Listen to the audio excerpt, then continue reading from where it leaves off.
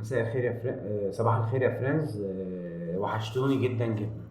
الوقت عندي كان يرمين دلوقتي 11 بالليل، 11 بالليل، احنا عندنا الفجر اهو بيبدأ. لا اله الا الله، خليها تنفعهم يعني. المهم، ده في رمضان ده هخليك تحتفلي احتفالات، احتفالات بس كده عايز تحتفلي، بس مش تقولي. خليكوا تحتفلوا احتفالات للاخر والله. طيب، كم حاجه كده كاتبها عشان تبقى انت عارفاها. لما بقعد مع دجالين او اسمع واحد دجال، بحس دجال يعني كذاب طبعا قلنا، والكذب ده الكذب المراد به الشر هو ده الدجل. يعني يعني اقوى في المعنى، الدجال ده اقوى في المعنى، كذاب يعني. بحس ان انا واقف في زوري كده وشويه مخاصي، وببقى عايز ارجع، يعني من كتر البضاعة. المهم، احنا أربعة دي جت من إيه؟ عبد الكريم، أحمد علي عبد الكريم، وأحمد مسعد، ووليد شبان أخويا، وأنا أحمد شبان. احنا الأربعة كنا عاملين عصابة، بس الدنيا بقى خدتنا بقى وخلاص. آه،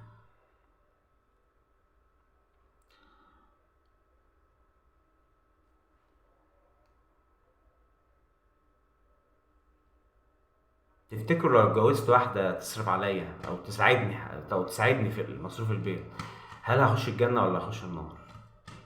لو اتجوزت واحدة تصرف عليا،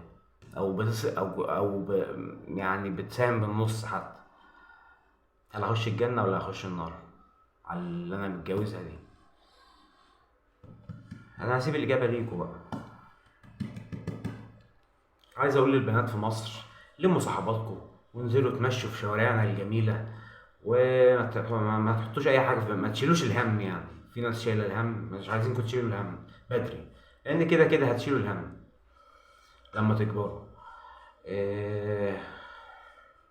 فما تشيلوش الهم دلوقتي، ما تستعجلوش على الهم، على انك تشيلوا الهم بدري يعني. بس ده ما يمنعش انكم تبقوا عارفين يعني اخر حاجه، الحاجه ايه اللي بيحصل، ايه بقى بلدكم، مشاكلها ايه، مطلوب ايه كده يعني.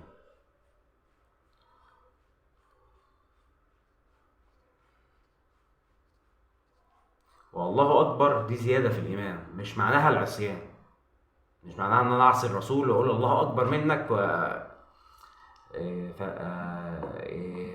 دي زياده في الايمان، مش معناها العصيان. وصباح الخير. انا مش هنام دلوقتي خالص، انا لسه هنزل مع العيال العب كوره، نفسهم يلعبوا كوره.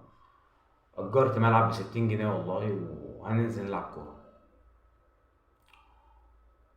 هنشوف، في على الله نلاقي حد نلعب معاه كوره، لان كده انا الوحيد اللي كبير فيهم، فعايزين واحد كبير تاني يشيل الفرقه. هما كلهم اطفال صغيرين كده يعني، اطفال، عايزينهم يعني يلعبوا ماتش كوره كده ولا حاجه. ده بس. وفي رمضان هخليكم تحتفلوا احلى احتفالات، وعد، وعد شرف. هتخليكم تحتفلوا احلى احتفالات، يعني يا نهار اسود. لا، في مفاجآت في رمضان. يعني هكسر كل الاصنام تكسير، مش هخلي صنم واقف مكانه. عشان تعرفوا ان انا ما كنتش خايف من حاجه، انا ما كنتش خايف، انا كنت مكسوف. طبعا نرمين ممكن تتشل في حاجه زي كده، ضغطها يعلى. انا ما كنتش خايف، انا كنت مكسوف.